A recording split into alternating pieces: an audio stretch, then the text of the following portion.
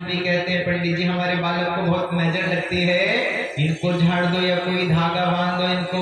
तो महादेव ने क्या किया, उनको गोद में लेकर चरण प्रभु के अपने मस्तक पर लगा लिए हैं और जो भस्म लगी है वो प्रभु के चरणों पर लग गई कि आज के बाद इन बालक को कभी भी नजर नहीं लगेगी। और महादेव दर्शन करके चले गए हैं। बोले शंकर भगवान की जय। मेरे कान्हा पिटोरा कर गए कोई ग्वालन दीवाने, कोई ग्वालन दीवाने, कोई ग्वालन मस्ताने। आइए ताली सेवा करते हुए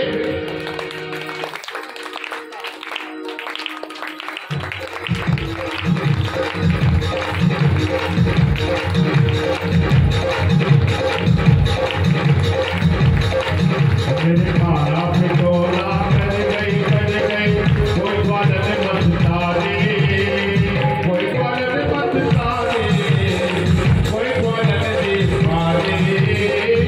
मेरे कान्हा पिटोरा कर गई कोई ग्वालन मस्ताने, कोई ग्वालन मस्ताने, कोई ग्वालन मस्ताने, कोई ग्वालन दीवाने।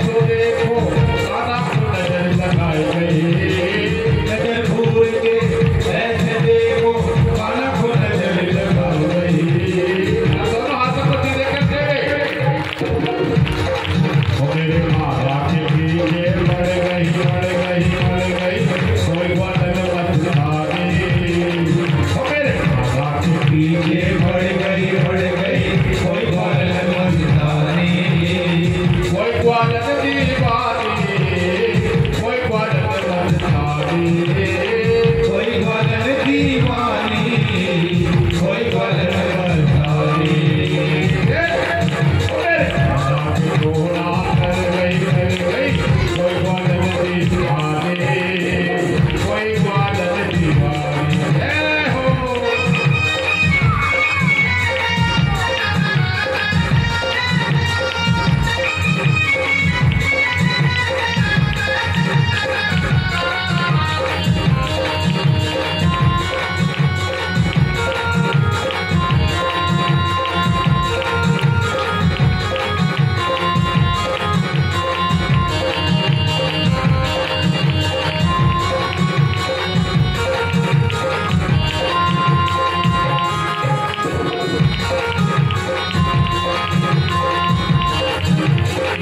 आओ सखियों मेरे लाल की फिर से नजर उतारो, आओ सखियों मेरे लाल की फिर से नजर उतारो। मेरे कुंवर को नजर लगेगा ऐसी नजर उतारो, मेरे कुंवर को नजर लगेगा ऐसी नजर उतारो। हो जाने कहाँ से आके मर गई कोई ग्वालन दीवानी, कहाँ से आके मर गई कोई ग्वालन दीवानी। माला पे तोड़ा कर गई कोई ग्वालन दीवानी। बोले बाके बिहारी लाल की जय जय श्री राम, जय जय श्री राम, जय जय श्री राम। हमारे पति हमारे गुरुदेव आपको आशीर्वाद।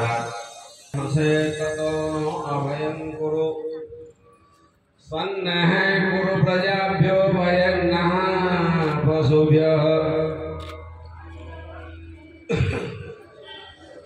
आदरणीय व्यास जी महाराज और हमारे सभी गंधर्वगण, अनिल भैया, आदरणीय स्वामी जी महाराज, जनता जनार्दन,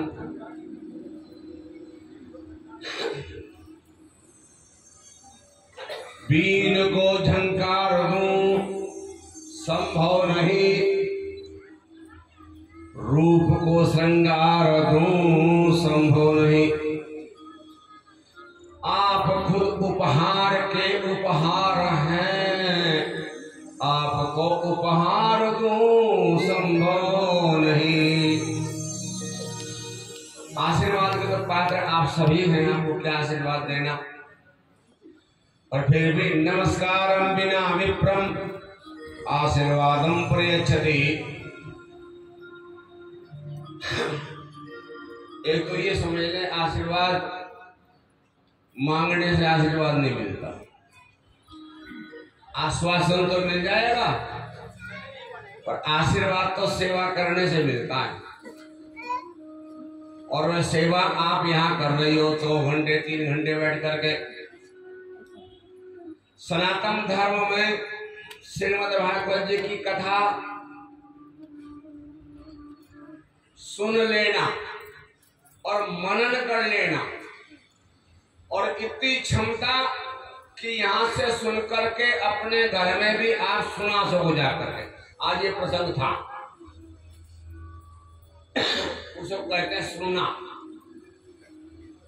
और जहां तन है, तन कहाँ है? कथा में। और मन भी कथा में ही रहना चाहिए जब तक आप बैठो। जब वाक्य और कथा समय में आती है, माताएं, बहनें, पुरुष,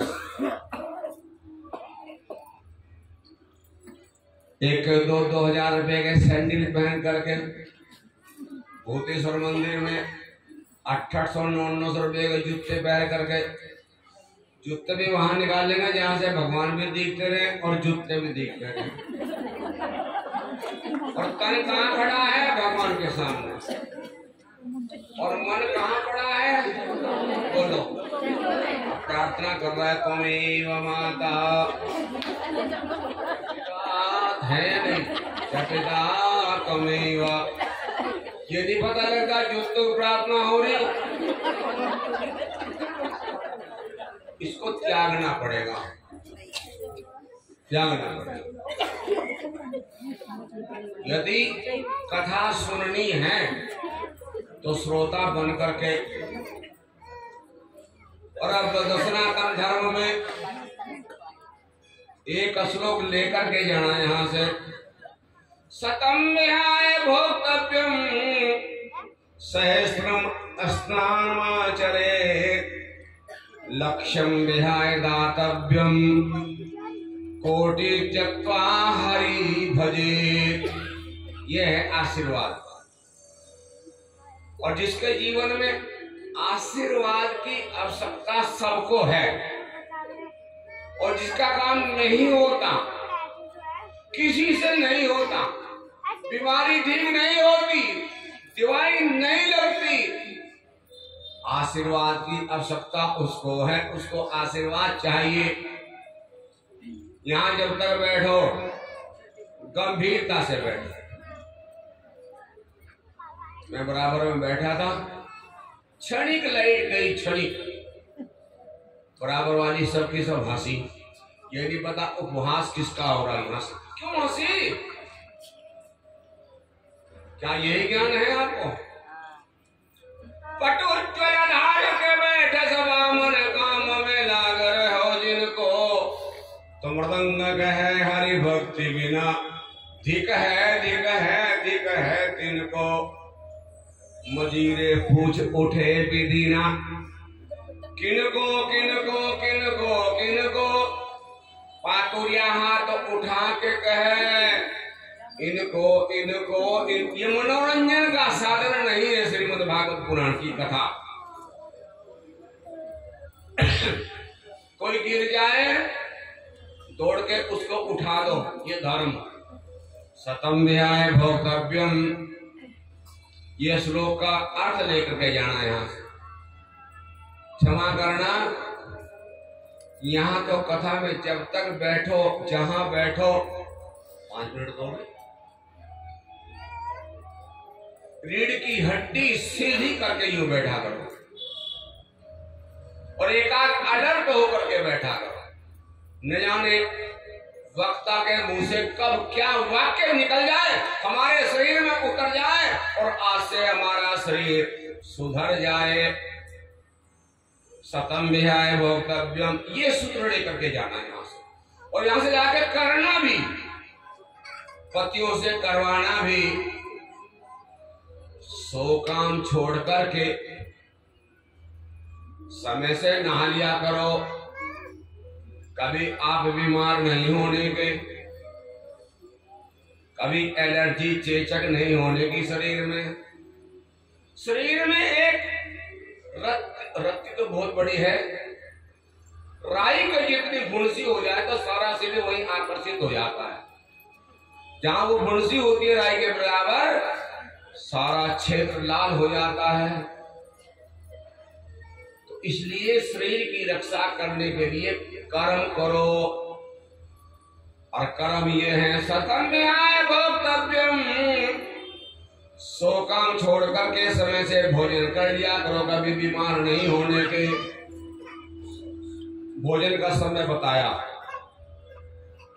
जिस समय सूर्य नारायण सिर के ऊपर हो, 12 बजे से 2 बजे तक सूर्य भगवान सिर के ऊपर रहते हैं। भोजन खाओगे तो जल्दी हजम होगा। भोजन लंच और डिनर नहीं, पूरी पुराने 21 से 8 कबाड़ नहीं। अरे जैसा खावे अन्न ऐसा होवे मन, सुपाच्य भोजन करोगे। एक दवाई होती है लगाने की, एक होती है खाने की। मैंने तो नहीं करी आज तक, लेकिन आप लोगों ने खाने की दवाई लगानी शुरू कर दी और लगाने की खानी शुरू कर दी। भोजन के समय तुम्हारा नाश्ता हो रहा है, नाश्ते के सोने के समय तुम्हारा भोजन हो रहा है। पेट बिगड़ गया, असुविधा हो गई, तो 100 काम छोड़ करके समय से भोजन किया करो। श्रोता, अब तो 2 दिन की 3 दिन की जबकि कथा आज से शुरू करो। सहस्त्रम स्नानमाचरे, 1000 काम छोड़ करके समय से नहा लिया करो। जो आदमी, जो भाई बहन तारों की छांव में उठकर दांत साफ करके नहा करके धुले में वस्त्र धारण कर लेता है, उसके घर में से कभी बांके बिहारी की कृपा नहीं जाती। बोलिए बांके बिहारी लाल की। सहस्त्रम स्नानमाचरे, 1000 काम छोड़ करके समय से नहाया करो, बीमार नहीं पड़ोगे।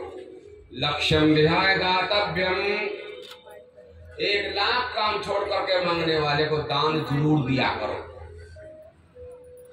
दानेन पाणीन तु कंकणेन, स्नानेन शुद्धेन तु चंदनेन, मानेन तृप्तेन तु भोजनेन, ज्ञानेन मुक्तेन तु मंडनेन। भगवान ने हाथ खाने पाने के वास्ते नहीं दिए, दान करने के लिए दिए हैं। मुंह से भगवान का नाम, हाथ से दान। मरने वाले के साथ क्या जाता है जी? ये तो जाता है। भगवान ना करे किसी का एक्सीडेंट हो जाए, वो बच जाए, वहां क्या कहता है? लिया दिया सामने आ गया भाई। लिया भगवान का नाम मुंह से और दिया हाथ से दान।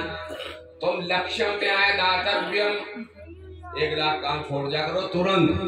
अगले घंटे हमारे प्राण हैं या नहीं है, ये मत कहना कल आना। एक हमारे, हम किराए पर रहते थे, तो भगवान ने झोपड़ी इन्हीं बच्चों के बराबर में बनवा दी। जैन था वो परिवार, कोई भी मांगने हमारे दुकान पे दिया करें, दुकान पे चले जाओ।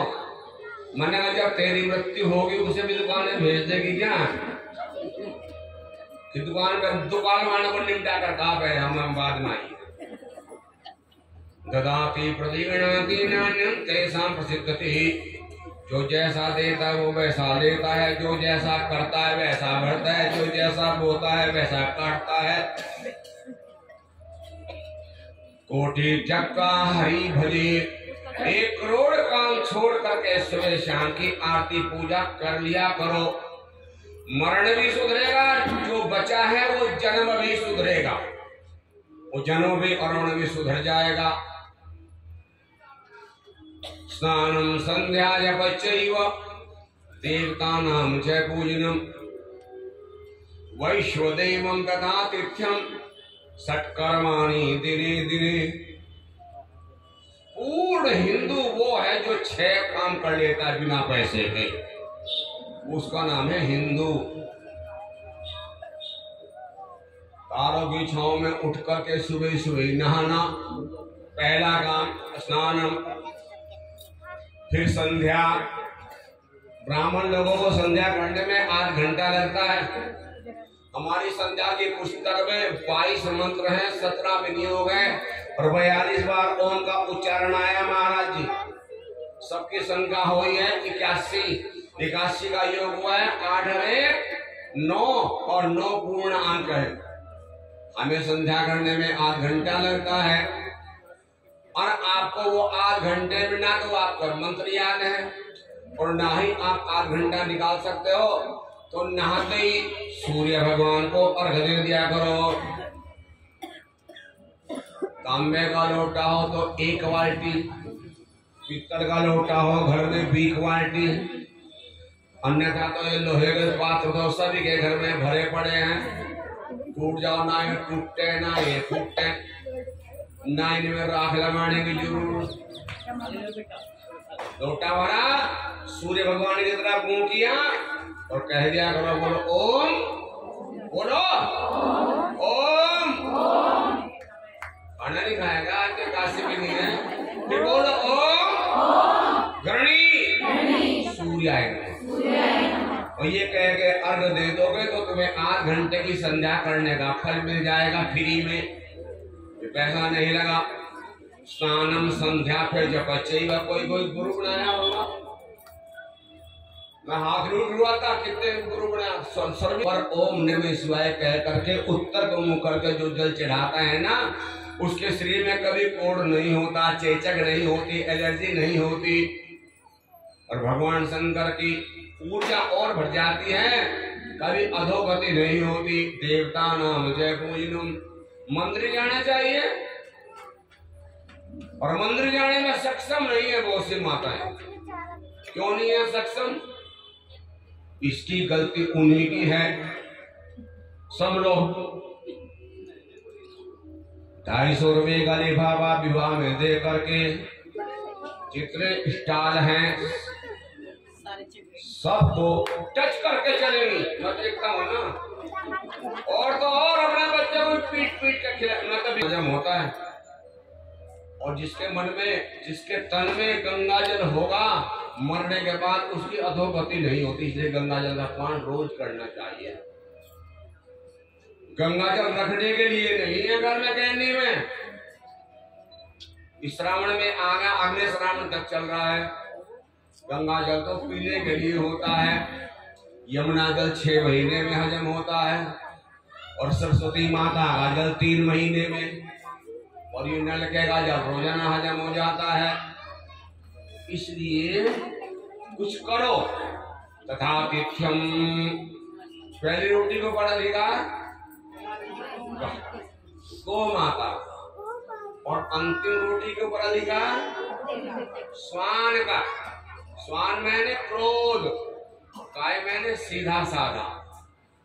हम ऐसी ऐसी माताओं को जानते हैं वे अभी भी मानती नहीं। पहली रोटी अपने पति को खिलाएगी, सारी उम्र गाय की तरह सीधा ही बना रहेगा, और अंतिम रोटी अपना खाएंगी। सारी उम्र अपने पति के ऊपर क्रोधित ही होती रहती है। इससे बचना पड़ेगा, बचना चाहिए। घर में कभी बीमारी नहीं होगी। धन्यवाद दे पात्र है आप।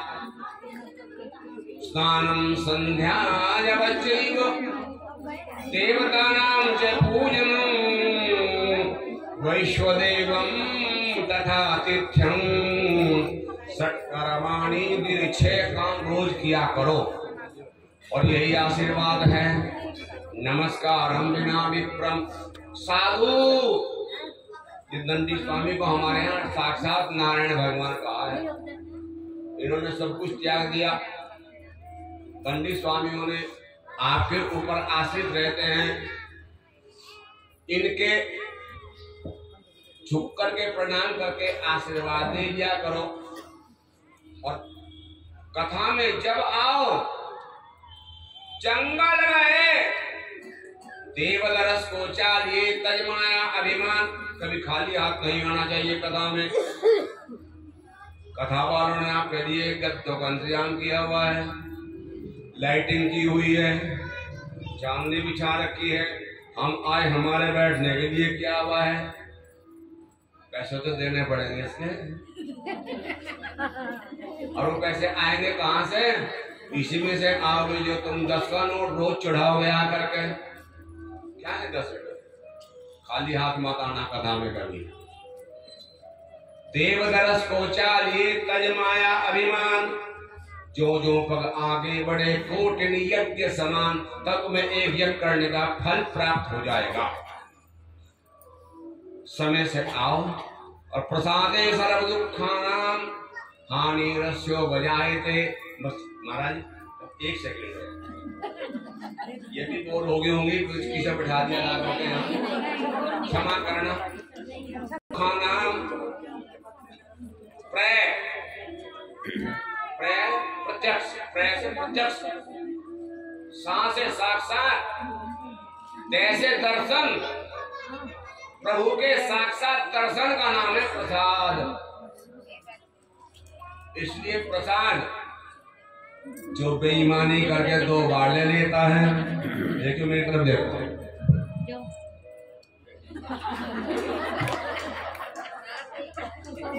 ये प्रसाद में भक्षण है।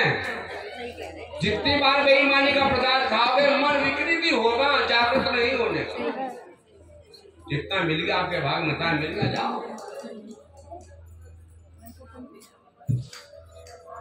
मैं बहुत तो इन्होंने मुझे अपने घर के पास बसाया हुआ है। है ना जी।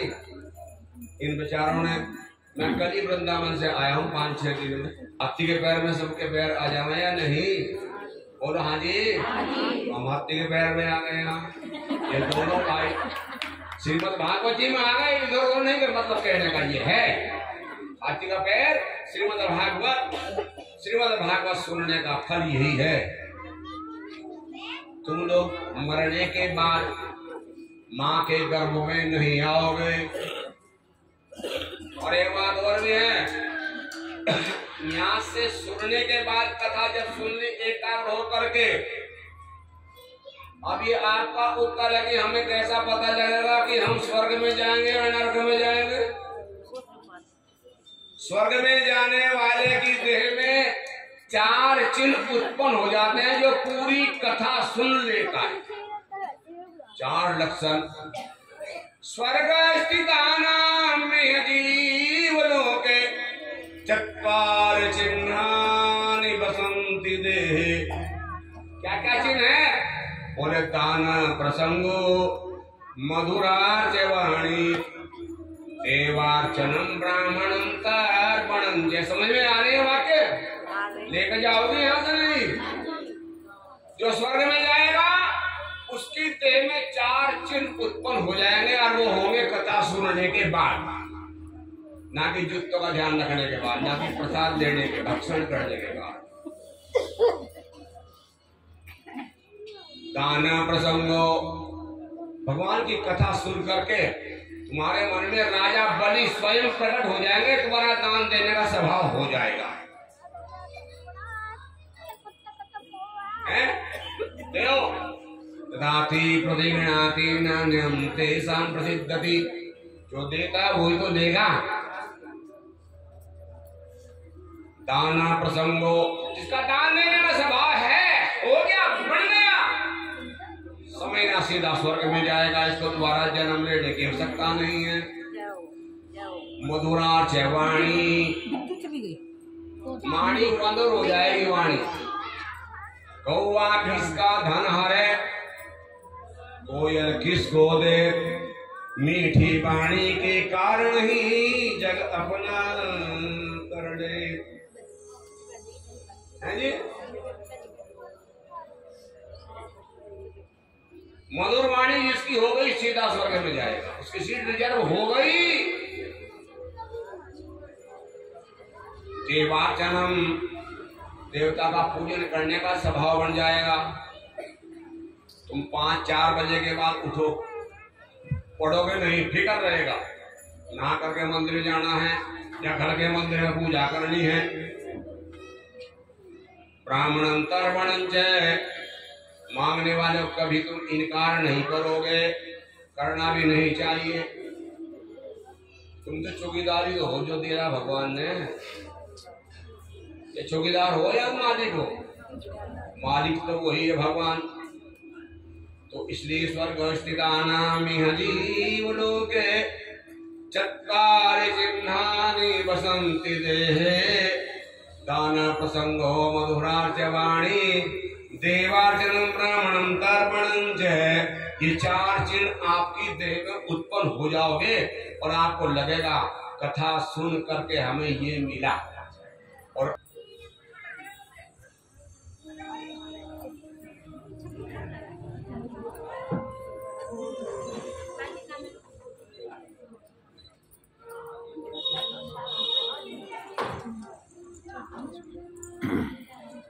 बोलिए सियावर रामचंद्र की जय, रावण कृष्ण चंद्र की जय, आज के आनंद की जय, व्यास जी भगवान की जय। आज बड़े आनंद का विषय है।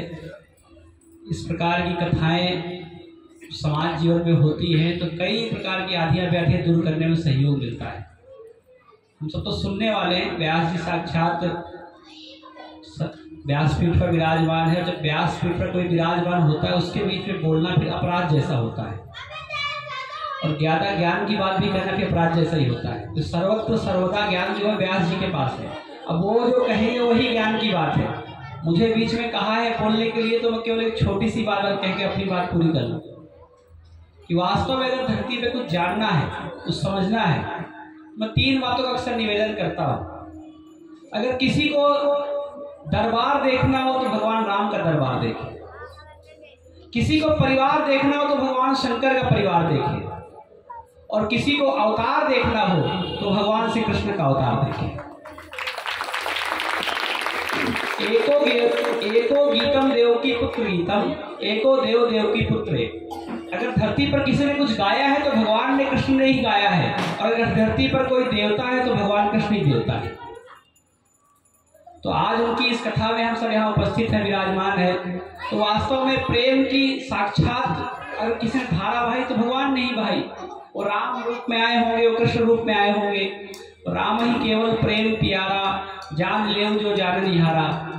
ऐसा संतों ने कहा कि राम वास्तव में कृष्ण संसार को ज्ञान देने के साथ साथ अपने जीवन के बल पर, ये कथाएं केवल भगवान के करीब ले जाने का काम नहीं करती, ये कथाएं वास्तव में एक मनुष्य देवत्व को कैसे प्राप्त कर सकता है, जीवन को जीते जीते मनुष्य रूप में पैदा होने के बाद अवतार के रूप में अपने आप कैसे स्थापित कर सकता है, कैसे उसे संसार भगवान के रूप में स्वीकार करेगा, ऐसा जीवन उन लोगों ने जीकर दिखाया।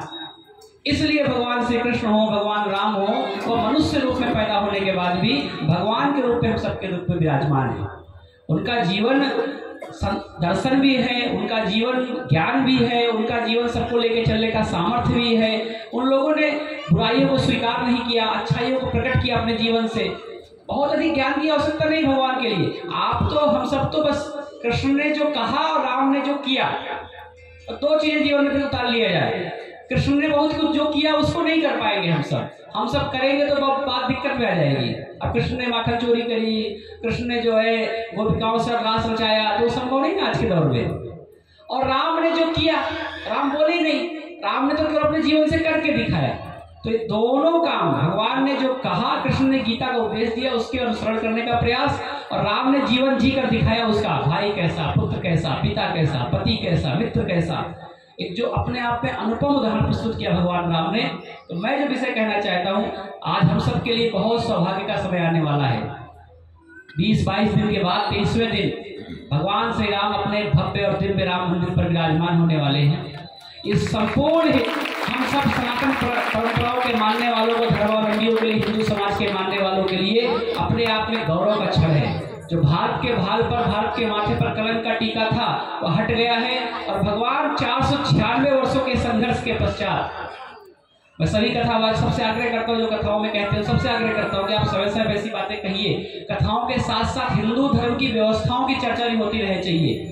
हमारे आसपास गांव गली मोहल्ले में हमारी माता बहन बेटी के साथ कोई बरगलाने का प्रयास तो नहीं कर रहा, कोई ऐसा तो नहीं हमारी बहन बेटी के साथ कोई एक ऐसा खेल रचा जा रहा हो जहां वो हिंदू धर्म से दूर हो रही हो। हमारे घरों में हिंदू व्यवस्थाएं कमजोर तो नहीं हो रही हैं। जब धर्म बचेगा, धर्म के अधिष्ठान बचेंगे, धर्म की व्यवस्थाएं बचेगी, माताओं बहनों का सम्मान बचेगा, तभी जाकर ये कथाएं, ये व्यवस्थाएं चल पाएंगी देश के अंदर। तो वास्तव में इन व्यवस्थाओं को बचाकर रखने के लिए, अपने प्रतीक बिंदुओं को, मान बिंदुओं को बचाकर रखने के लिए भगवान राम जिसका साक्षात प्रतीक थे, भगवान ने अपने संपूर्ण जीवन में धर्म के लिए कार्य किया। उन्होंने कभी, अब समरसता की बात, संसार में जातियों को एक करने की बात होती है, लोगों को आपस में एकत्र करने की बात होती है, भगवान राम से समरस कोई होगा? रामचरितमानस के एक ऐसे पात्र, जब भगवान का राज्याभिषेक हो रहा था, उस राज्याभिषेक के समय अगर किसी को भगवान की पूरी सूची तैयार हो गई, लिस्ट तैयार हो गई, सबको आमंत्रण चले गए, तो भरत जी भगवान के पास है, उनका प्रभु आपका भी कोई मित्र है या कोई आपकी सूची में है जिसको अतिथि के रूप में बुलाना है? भगवान ने कहा मेरा तो कोई नहीं है, जिसको सबने बुला लिया आपने वही सब मेरे हो गए। उनका नहीं, फिर भी कोई अगर आपने छूट रहा हो, भगवान ने कहा रुको, एक नाम छूट रहा है। बोले कौन से? बोले उसको स्टेट गेस्ट, राज्य तक दर्जा दीजिए उसको। बोले कौन है वो? बोले वो निषाद राज है, जिसको लोग अछूत मानते होंगे, जिसको लोग छुआछूत के तौर पे आज के समय ऐसी परिस्थितियां बनती होगी, वो भगवान इतने समरस थे, सबको साथ लेकर चलने वाले थे। उस निषाद राज को आमंत्रण भेजा गया, जटायु को अपने हाथ पर पिता के समान उसका संस्कार करना हो, सबरी के बेर खाने हो, संपूर्ण जीवन गिरिवासी, वनवासी, कंदरावासी, अछूत कहे जाने वाले लोगों को साथ लेकर के एक समरस समाज का निर्माण करते हुए, सेना को तैयार करते हुए, उस रावण जैसे आता था आतंकी का, उससे बड़ा आतंकवादी धरती के अंदर कोई नहीं हुआ होगा। अब जो आतंकवादी दिखाई देते बहुत छोटे हैं उसके सामने, उस साधुओं सन्यासियों के खून को धरती पर गाड़ लिया करता निकाल करके, तो उस जैसे आता था आतंकी का संपूर्ण विनाश किया भगवान ने। अब भगवान 22 तारीख को अपने राम मंदिर पर आने वाले हैं। उस बाबरी जो मस्जिद उस बनी हुई थी उसके स्थान पर, क्योंकि वो मंदिर ही था, उसको पुनः हम सब ने वापस पाया है। उस मंदिर को वापस पा करके हिंदू समाज के सामूहिक सामर्थ्य के बल पर, आप कल्पना करिए, हिंदू समाज जिसको लोग कमजोर मानते हैं, जिसको जाति में बटा हुआ मानते हैं, जिसकी शक्ति को लोग समझते नहीं है, उस हिंदू समाज ने 496 साल तक लगातार संघर्ष किया, लगातार हार नहीं मानी, रात ठाने रखी। उसका परिणाम है हिंदू समाज हम सब की आंखों के सामने आज राम मंदिर बनता हुआ दिखाई दे रहा है। लेकिन एक बात ध्यान करने वाली है, भगवान दीपावली के दिन अयोध्या को वापस आए थे, अयोध्या वापस आए थे, ये बात शास्त्रों में पुराणों में वर्णित है, लोग व्यवस्था में चल रही है, लेकिन हम सब ने नहीं देखा उस बात को। किसी ने देखा क्या दीपावली कब हुई थी पहली बार? उसको सुना हमने, भगवान आए अयोध्या वापस आए, सबने दीपावली, सबने दीपक जलाए, प्रसन्नता मनाई। अब भगवान वास्तव में 496 वर्षों के बाद हमारी इन आंखों के सामने वापस आने वाले हैं, तो हम सबकी क्या जिम्मेदारी बनती है? वास्तव में दीपावली 22 जनवरी को मनना चाहिए, घर घर में दीपक जलना चाहिए, घर घर में मिठाइयां बननी चाहिए, घर घर में उत्सव का माहौल होना चाहिए, घर घर में बंधनवार पताकाएं सजनी चाहिए, घर घर में पूजा अनुष्ठान होने चाहिए, घर घर में राममय वातावरण होना चाहिए, घर घर में भगवान का गुणानुवाद हो, ऐसा प्रयास होना चाहिए। जब ऐसा प्रयास होगा तो हमारा घर राममय हो जाएगा। परसों से 1 तारीख से हिंदू समाज के सभी संगठन के लोग, समाज के लोग मिलकर के हम सबके घरों में आने वाले हैं।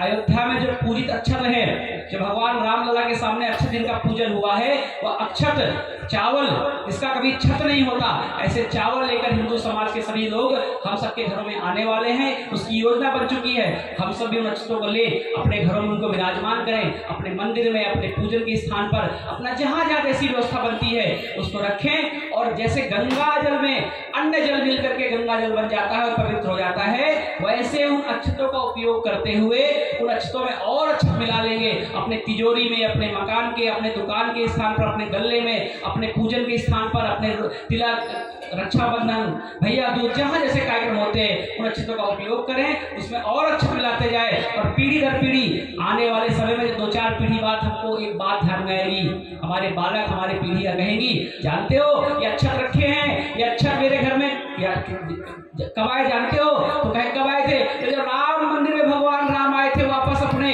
तब ये अक्षत वहां से आए थे और मेरे घर में अयोध्या से चल के आए थे, इसलिए अक्षत मेरे, इसलिए कोई घर छूट न जाए। और राम मंदिर की प्राण प्रतिष्ठा का साक्षात प्रतीक होने वाला है। मैं माताओं से आग्रह करता हूँ कि वास्तव में अगर कोई घर चलाने का काम करता है, समाज में धर्म को बचाने का प्रयास करता है, तो मैं अपनी माता को भी देखता था, आप सभी मेरे सामने इतनी बड़ी संख्या माताएं बैठी हैं, आप सब धर्म का आधार है, आप सभी समाज व्यवस्था को बचाने का काम करते हैं। तो घर में भी दीपावली मने, दीपावली मनाएंगे क्या? दीपावली के दिन अपने घरों को सजाएंगे क्या? दीपावली के दिन पटाखे छुटवाएंगे क्या? अपने भी छुटाएं, बालकों से छुटवाएं। भाई साहब से कहें घर में, उनको बताएं कि भाई दीपावली के दिन लड़ियां लगानी है, वो केवल दीपावली ऐसे नहीं मनानी है, दीपक भी जलाने हैं, लड़ियां भी लगानी है, पटाखे भी छोड़ाने हैं, और साथ में अच्छी अच्छी मिठाइयां बना करके आपस में एक दूसरे को बांटनी है, खिलानी है।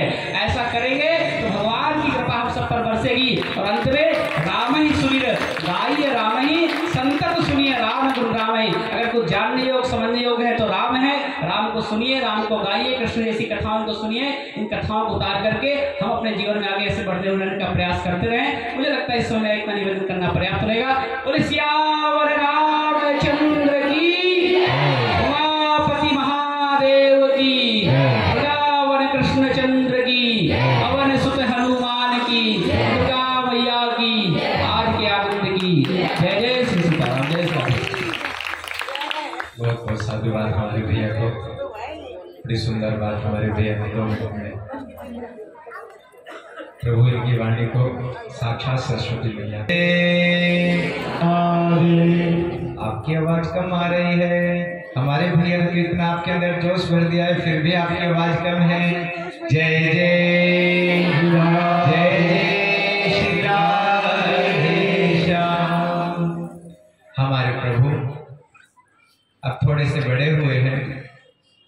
के बल चलना भगवान ने प्रारंभ कर दिया है हमारे लड्डू गोपाल जी ने। आज जैसे ही थोड़े बड़े हुए हैं प्रभु, हमारे बालक जब छोटे छोटे गुटलियों चलते हैं तो माटी खाना प्रारंभ करते हैं।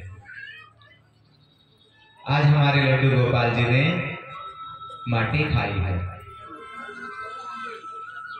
आज जैसी लड्डू गोपाल जी ने माटी खाई, बता दिया मैया तुम्हारे लल्ला ने मट्टी खाई है। अरे हमारे घर इतना माखन है और तुम माटी खा रहे हो। नहीं नहीं मैया, मैंने माटी नहीं खाई। अच्छा मुंह दिखाओ अपना। मैया मैं कह रहा हूं मैंने माटी नहीं खाई है। सच बोल रहा है तो मुंह दिखा दे फिर। अब प्रभु अपना मुख नहीं दिखाना चाहते थे, क्योंकि मुख दिखते ही तो सब कुछ दिख जाएगा। आज मैया ने जब निवेदन किया तो लल्ला ने अपना मुख खोल लिया है।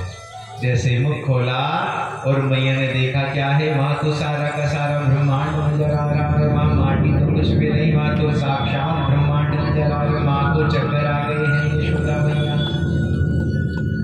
आज ऐसी मैया चक्कर खा के गिर गई। अरे भगवान ने देखा मैं तो ऐसी कोई भी लीला नहीं कर पाऊंगा। सारा का सारा दृश्य चेंज कर दिया, बदल दिया है सारा दृश्य। देख रही है, हो सकता है मैं कोई स्वप्न देख रही थी। तो प्रभु ने आज ये सुंदर लीला की है माटी खाने की, और आज मैया को सुला दिया।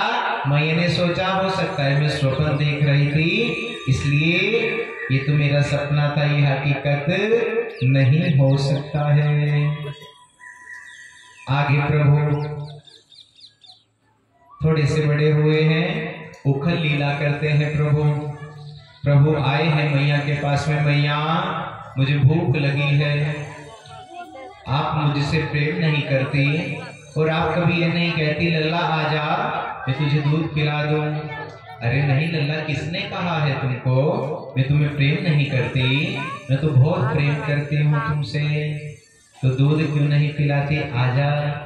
आज जैसे ही गोद में बिठाकर मैया दूध पिला रही है तो मैया को याद आ गया कि अंगीठी पे मैंने दूध रखा है, उसमें उबाल आ रहा था। तो मैया ने कन्हैया को नीचे बिठा दिया और तुरंत वहां पर चली गई। आज तो कन्हैया जी को बड़ा क्रोध आया। अभी तो कहती है मुझसे प्रेम करती है और अपना दूध देखने के लिए चली गई। अब भगवान को इतना क्रोध आया कि एक वहां पर हांडी रखी है, जो सास है उनकी बड़े बुजुर्गों की, आज वो हांडी को फोड़ दिया है और उसमें जो माखन रखा है वो किसको खिला रहे हैं? बानरों को माखन खिलाया जा रहा है। आज जैसे उनको माखन खिला रहे, मैया ने देखा रे कन्हैया ये तूने क्या किया? तूने इतनी पुरानी मेरी मटकी फोड़ दी और ये क्या कर रहा है तू? आज प्रभु ने इतनी सुंदर लीला की है। मैया ने कहा अब मैं तुझको नहीं छोड़ूंगी। उखल में बांध दिया है मैया ने उनको। बांधने की कोशिश कर रहे हैं और प्रभु तो नहीं बन रहे हैं। जैसे ही बांधती है 2 उंगल छोटी रह जाती, फिर कुछ और बांधते फिर 2 उंगल छोटी रह जाती। ऐसे करते करते मैया को आज पसीना आने लगा है। अब प्रभु ऐसे तो नहीं बनते, लेकिन प्रेम के बंधन में तो प्रभु हमारे बंध ही जाते हैं। आज जैसे ही देखा कि मेरी मैया को बड़ा पसीना आ गया है, तो आज प्रभु प्रेम के बंधन में बंध गए हैं। और आज जैसे ही बंधे हैं प्रभु, तो अब यहाँ पर आइए सुंदर सा भाव।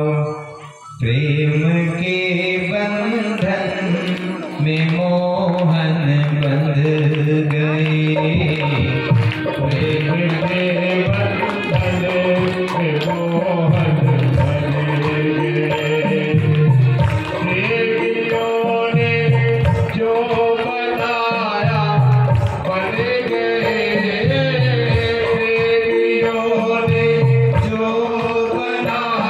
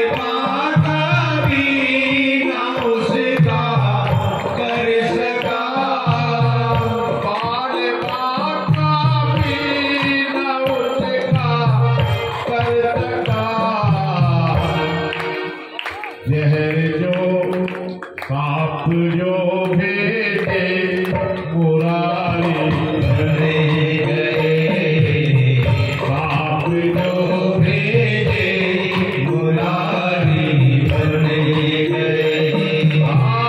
प्रेमियों ने जो पुकारा बने गए, प्रेमियों ने जो बनाया बने गए, प्रेम के बंधन में मोहन बंध गए।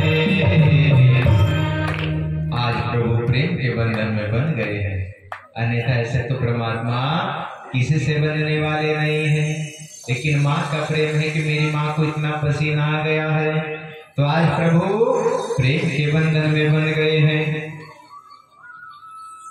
जैसे ही बन गए हैं उखल में, आज यहाँ पर दो बहुत भारी वृक्ष खड़े हैं।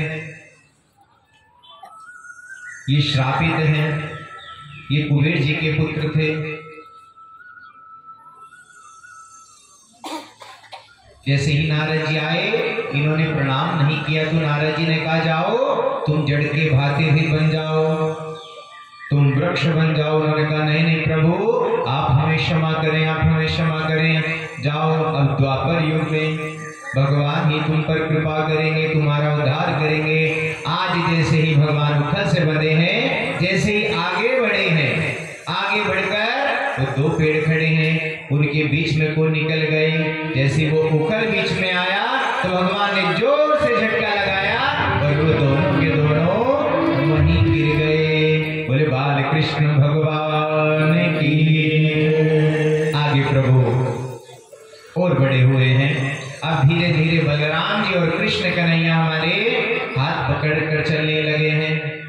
अब तो इन्होंने यहाँ पर एक चोर मंडली बना ली है, मित्रों को इकट्ठे कर लिया है कि आओ मित्र, अब हम सब मिलकर माखन चोरी करेंगे। उन्होंने कहा नहीं नहीं, चोरी करनी अच्छी बात नहीं है। जितने भी उनके मित्र के हमारे माता पिता कहते हैं चोरी नहीं करनी चाहिए, उन्होंने कहा हम धन की चोरी नहीं करेंगे, हम तो केवल माखन की चोरी करेंगे। आज मित्र मंडल को कहा गया सर्वप्रथम अपने घर से ही प्रयास करते हैं। अपने घर से प्रारंभ कर दिया कि धीरे धीरे माखन खिलाया सब मित्रों को। अब जितने भी ग्वाल बाल, जितने भी ये मित्र हैं, जितने सखा हैं भगवान कृष्ण के, इनके यहाँ पर माखन तो बहुत होता है, लेकिन माखन को सारे के सारे मथुरा में ले जाकर बेच देते हैं, उसी से इनका घर परिवार चलता है। भगवान ने देखा ये तो सारे के सारे बिल्कुल सूखे हो रहे हैं, क्यों ना इन पर कृपा की जाए। तो आज प्रभु ने इन सब के साथ में एक मंडली बना ली है, चोर प्रचार विद्या मंडली, इस प्रकार की एक मंडली बनी है। और उस मंडली के संग में अब धीरे धीरे घरों में चोरी प्रारंभ कर दी, सब गोपियों के यहाँ पर जाना प्रारंभ कर दिया। और गोपी क्या देखती, कुएं में पानी भरने गई है, इधर से एक मंडली आई और मंडली ने जितना भी माखन रखा है खा लिया। वो देखकर अरे कहाँ गया सारा का सारा माखन। एक दिन हुआ, 2 दिन हुए, 3 दिन हुए, आज देखने लगी, अब देखते हूँ आज मैं घर से बाहर जाऊंगी ही नहीं। आज देखा अच्छा ये मंडली कन्हैया करता है ये सारा का सारा कार्य। एक इन्हीं में प्रभावती नाम की है, बड़ी ही समझदार है। आज उसने क्या किया, एक छीके पर हंडी को लटका दिया है, उसके ऊपर एक और हंडी रख दी, उसके ऊपर एक और रख दी, और एक उसमें थाली रख दी और उसमें थोड़ा सा जल भर दिया है और उसी के नीचे सो गई। अब देखती हूँ कौन आएगा माखन चुराने के लिए। भगवान कृष्ण साक्षात यहाँ पर गुब्बारे फोड़ फोड़ कर कह रहे हैं मैं यहीं पर हूँ, हो सकता है किसी के घर माखन रखा हो कल का, तो मैं प्रसाद वो भी खा लूंगा। तो आज यहाँ पर प्रभावती के यहाँ पर आए और जैसे ही आज एक के ऊपर एक, एक के ऊपर एक, एक के ऊपर एक चढ़े, कहने लगे अरे ये तो बड़ी ही समझदार हो गई है, यहाँ पर तो जल है, अब जो कमल पुष्प होते हैं उनकी लंबी लंबी डंडी होती है, वो डंडी को तोड़ा गया और लंबी सी बनाकर भगवान ने क्या किया, वो सारा का सारा जल पी लिया, थाली चुपचाप अपने दामोदर मित्र को दे दी। और मित्र को देने के बाद में एक हंडी पकड़ाई, वो बिल्कुल खाली थी, उन्होंने ये पकड़ ली आराम से। दूसरी पकड़ाई, वो भी खाली थी। तीसरी पकड़ाई, वो भी खाली थी। अब जो भरी हुई थी उन्होंने सोचा अभी तक तो खाली आ रही है, हो सकता है ये भी खाली हो। जैसे ही वो पकड़ाई तो आराम से नीचे गिर गई। प्रभावती ने देखा, अच्छा अब सारे के सारे मित्र तो भाग गए, केवल कन्हैया जी वहां पर फंस गए हैं। अब जो सरदार होते हैं कभी कभी फंस भी जाते हैं, तो आज वो सरदार जी कन्हैया जी फंस गए हैं। अच्छा तो ये चोरी तुम करते हो, आज बताती हूँ तुम्हारी मैया को। हाथ पकड़ा और चल दी है उनको लेकर। तुम्हारी मैया कहती है कि मेरा लला तो बहुत अच्छा है, तुम सब उस पर आरोप लगाती हो, तो आज प्रभावती लेकर चली गई है और चली जा रही है। इतने में एक बराबर से मित्र चल रहा था। अरे क्या हुआ? अब वहां पर क्या होता है, ब्रिज में बड़ा लंबा लंबा घूंघट किया जाता है। हमारे सहारनपुर की तरह मॉडर्न जमाना नहीं था उस समय, लंबा सा घूंघट होता था। तो उसने कहा क्या हुआ, क्या बात है? आज उसी प्रभावती का बेटा जैसे ही देखा, रे कन्हैया, उसने कहा देख लो ये तुम्हारी मैया मुझे कैसे जोर से पकड़ रखा है, मेरे कोमल से हाथ है। मैया मेरे हाथ में दर्द हो गया है, आप एक काम करो मेरा दूसरा हाथ पकड़ लो। जैसे ही दूसरा हाथ पकड़ने को कहा तो उसी का पुत्र का हाथ उसके हाथ में थमा दिया और भागकर अपनी मैया की गोदी में पड़ गए हैं और कहते हैं मैया ये सारी की सारी जितनी भी सखियां हैं, ये जितनी भी हैं यहाँ की ब्रजवासी, ये मुझे कहते हैं कि मैं चोरी करता हूँ। बता मैं नहीं चोरी करता हूँ, मेरे घर तो इतना माखन है। अब वहां पे नादान से बन गए, ऐसी हमारे बालक हैं, काम बाहर कर आते हैं और मैया कहते हैं मैया मैंने कुछ नहीं किया, वो तो ऐसे ही नाम लगाते हैं। आज आ गई है प्रभावती। अरे यशोदा, अरे यशोदा कहाँ है, क्या हुआ, इतनी जोर से क्यों आवाज लगा रही है? तू कहती है कि तेरा कन्हैया चोरी नहीं करता, देख आज मैंने इसको रंगे हाथ पकड़ लिया है। तेरा दिमाग तो ठीक है, मेरा कन्हैया तो यहाँ है, तू किसको पकड़ कर ले आई है? देखा, अरे तू यहाँ कैसे आ गया, तेरा हाथ कैसे आ गया? अब कन्हैया आंखों ही आंखों में कह रहे हैं अभी तो तेरे पुत्र का हाथ तेरे हाथ में दिया है, अगली बार ऐसा कुछ करेगी तो तेरे कसम का हाथ ही तेरे हाथ में दे दूंगा। बोले बाल कृष्ण भगवान की। ऐसे अनेकों प्रभु ने लीलाएं की हैं। आगे चलकर इसी में प्रभु ने कालियानाग, हमारे पास में समय भी 5:15, ये तो प्रभु केवट जी का ही समय हो गया आज फिर, तो आज फिर से यहाँ पर 5:15 याद आ गए हैं। तो प्रभु ने यहाँ पर अनेकों लीलाएं की हैं। ये लीलाएं करने के बाद में धेनुकासुर का भी उद्धार किया है। ये धेनुकासुर एक वन में, वहां पर बहुत अच्छे मीठे मीठे फल आते थे। सभी ग्वाल वालों ने कहा कि कन्हैया यहाँ पर बहुत अच्छे अच्छे मीठे फल आते हैं, लेकिन हम इनको नहीं खा सकते। क्यों नहीं खा सकते? यहाँ पर एक असुर रहता है, वो दंड देता है। बलराम जी ने कहा अच्छा ठीक है, कोई बात नहीं, हम देख लेंगे जो दंड देगा। आज बलराम जी ने एक पेड़ को पकड़ा और जोर से उसको हिलाया, सारे के सारे फल नीचे गिर गए। उस धेनुकासुर गधे के रूप में आया और जैसे ही बलराम जी पे प्रहार करना चाहा, बलराम जी ने उसकी 2 टांग पकड़ी और जोर से आकाश में लेकर धरती में पटक दिया। वहीं उसके प्राण पखेरु उड़ गए। तो सब के सब हंसने लगे, अरे वाह, बलराम जी तो बड़े ही बलशाली हैं, इन्होंने गधे को मारा है, इन्होंने गधे को मारा। रे तुम मेरा उपहास उड़ा रहे हो या मेरी प्रशंसा कर रहे हो? तो घर में जाकर मैया, आज हमारे भैया ने पता क्या किया है, एक गधे को मारा है। अब तो क्रोध आ गया बलराम जी को, कल से मैं तुम्हारे साथ नहीं जाऊंगा। इतना क्रोध आ गया है। इस प्रकार से प्रभु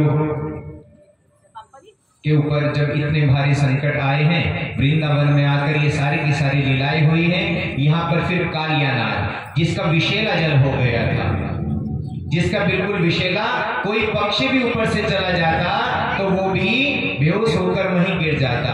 आज भगवान कृष्ण ग्वाल बालों को लेकर जैसे ही गए हैं, आज उनकी ग्वालों का कंठ सूख गया, थोड़ा जल पिया तो वहीं के वहीं वो बेहोश हो गई। भगवान ने देखा, अरे मेरी गैया को क्या हुआ?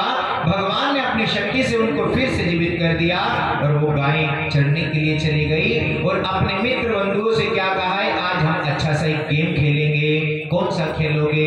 कि गेंद ताड़ी खेलेंगे आज हम, और जो जहां पर गेंद पहुंचाएगा वही उस गेंद को लेकर आएगा। खेलना प्रारंभ कर दिया गया। भगवान कृष्ण इतनी जोर से गेंद को फेंका कि वो यमुना जी में जाकर गिर गई है। जैसे यमुना में गिरी तो कहते रहे मैं लेकर आऊंगा। सबके सब सखा कहने लगे, नहीं नहीं कन्हैया, ये बड़ी विषैली है, हम दूसरी गेंद ले आएंगे, तुम इसमें नहीं जाना। नहीं नहीं, मैंने कुछ कहा है, जो मैंने वादा किया है मैं उसको निभाऊंगा। आज कृष्ण भगवान यमुना जी में छलांग लगा दी है। उन सखाओं ने जाकर मैया को बता दिया, मैया तेरा लल्ला आज यमुना जी में गेंद लेने के लिए गया है। मैया तो बड़ी रोने लगी, दौड़ी दौड़ी आई यमुना जी में, कहती है मैं भी अपने प्राणी ही दे दूंगी। तो सब सखियों ने रोका, नहीं नहीं ऐसा नहीं करना। तो आज भगवान तो अपनी लीला कर रहे हैं। जैसे नीचे गए और नीचे जाकर बड़ी जोर से एक लात मारी सर्प को।